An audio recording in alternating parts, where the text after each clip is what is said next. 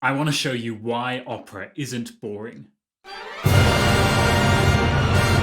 I should really just stop the video there. So there's this negative stereotype about opera that it's boring or it's stupid or it's ridiculous. You know, we think of people screaming in some incomprehensible language while wearing a Viking hat. And they're being watched by some extremely wealthy people sitting in their boxes, dressed in tuxedos, utterly bored, having come for social reasons. This stereotype, at least for modern day opera, is utterly wrong and actually quite damaging. So I want to prove that the idea that opera is boring is just completely wrong. And I'm going to show you some of my favorite thrill rides from opera. Some really exciting operatic scenes that will hopefully change your mind.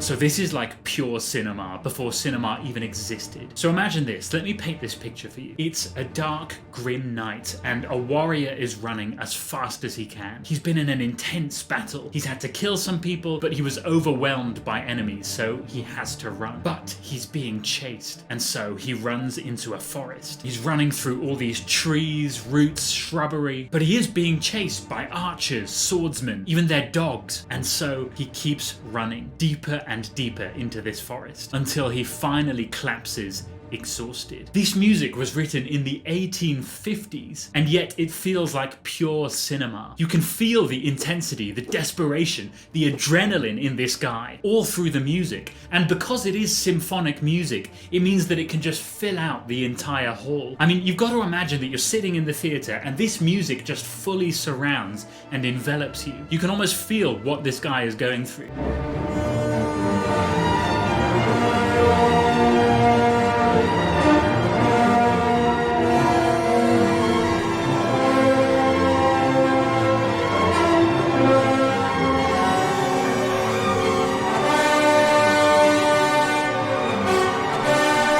I love how with opera like this, you can actually feel like you're getting inside the mind of the character. You can almost feel what they're feeling as they're exhausted and running for their life. That's what it's about. This perfect fusion of music and drama. I mean, this moment of music alone is evidence of how much Wagner influenced modern drama and modern music, in my opinion. So next up is... I mean, that's just one of the most massive ways to start a piece of theatre. What a great first chord. This is the beginning of Otello by Verdi. It's Shakespeare's Othello, but the music makes this drama come to life in a very new way. That's what opera is. Drama and music which is brilliantly fused together. So Otello starts right in the middle of a massive storm, and his army is expected to return from war. But there is this massive storm, and everybody's watching from the cliffside. Everybody's thinking, is that a boat? And then they're thinking, oh wow, that is a boat. And they're watching the boats through this storm, and there's this moment where they're thinking, oh my god, they're not gonna make it, are they? And you can just listen to the force of the music at that moment. The chorus, the trills, the brass, all of it. You can hear, you can feel how intensely desperate they are.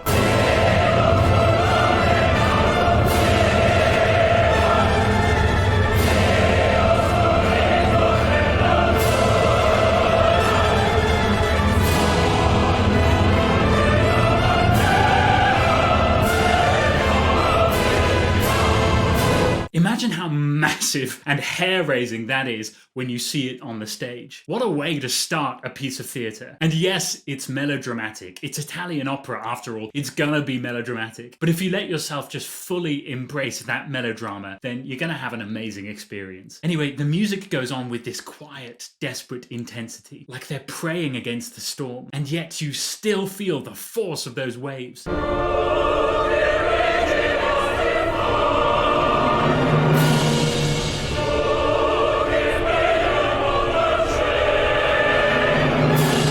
And then you get this incredible line.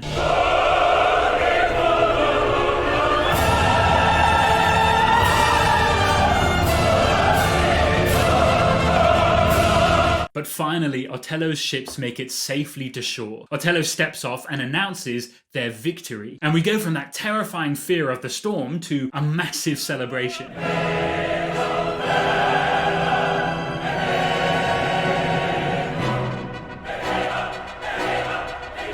It's hard to express how for a music lover like me, this mixture of drama plus music creates the perfect storm. You just get this amazing, impactful, or beautiful music, and you get the excitement of a drama unfolding right in front of you. And you know, this celebration culminates in a massive climax of joy.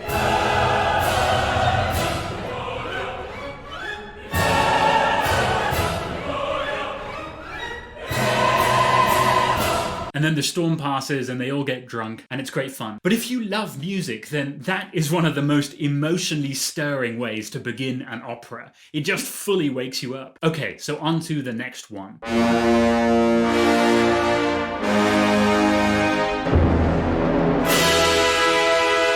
So Tosca was the first opera that I ever saw, and it's my recommended first opera if you ever get the chance to see it. Especially if you've never been in love, which as a 16-year-old I hadn't. So there's this villain called Scarpia. He has this amazing leitmotif.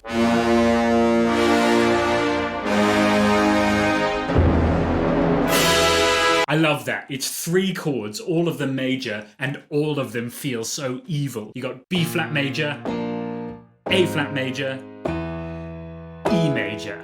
What a chord sequence. But Scarpia is a real villain. So he's the chief of police and he's also deeply Catholic. And the whole of the first act takes place in this beautiful Italian cathedral. So the first time we meet Scarpia, all these children are playing in the chapel. They're all excited because they think that we've won the war. They've defeated Napoleon. And so they get all this childlike joy. You know, they're dancing around the cathedral. They get more and more excitable. They're children after all.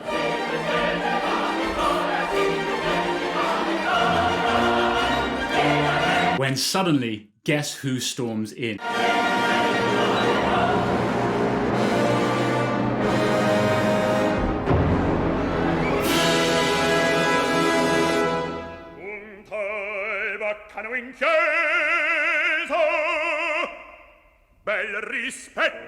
Scarpia completely silences all these children, absolutely bollocks them for being too noisy in church. But then he sees the beautiful Tosca, who's a leading lady, and she's in the church too. And Scarpia fancies Tosca. He tries to flirt with her, but she's having none of it. In fact, she's repulsed by him. But he has a plan. He wants to have Tosca's boyfriend executed as a traitor, and then he's going to forcibly take Tosca for himself. So it really is a nasty plan. And as he begins to hatch his plan, this Catholic high mass begins to start in the church with these great cathedral bells going off in the background. So we have his nasty plan, and at the same time, this Catholic religiosity going on behind him.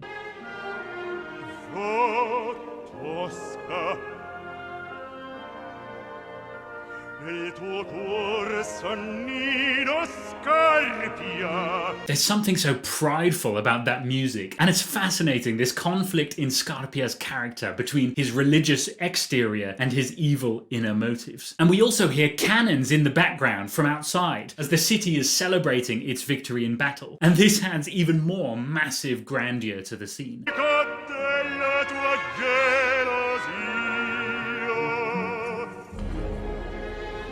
And then the prayers for high mass begin behind him, but he can't even hear them. He's so obsessed with Tosca. And as he reaches his climax, the whole congregation suddenly starts singing this Te Deum, and that snaps him back to reality. This great Catholic prayer is being sung, and the church bells are all ringing like crazy. The incense is swinging. There are cannons going off outdoors. Let me tell you, when you're in the theatre with this music utterly engulfing you, it just overwhelms the senses.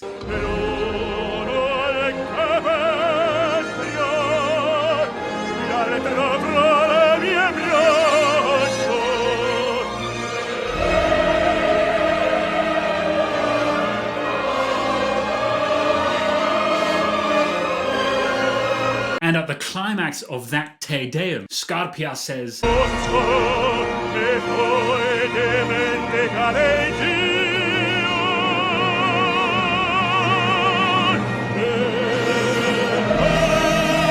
and then joins in singing the Te Deum, which is just an incredible moment. And then one final climax to end the first act.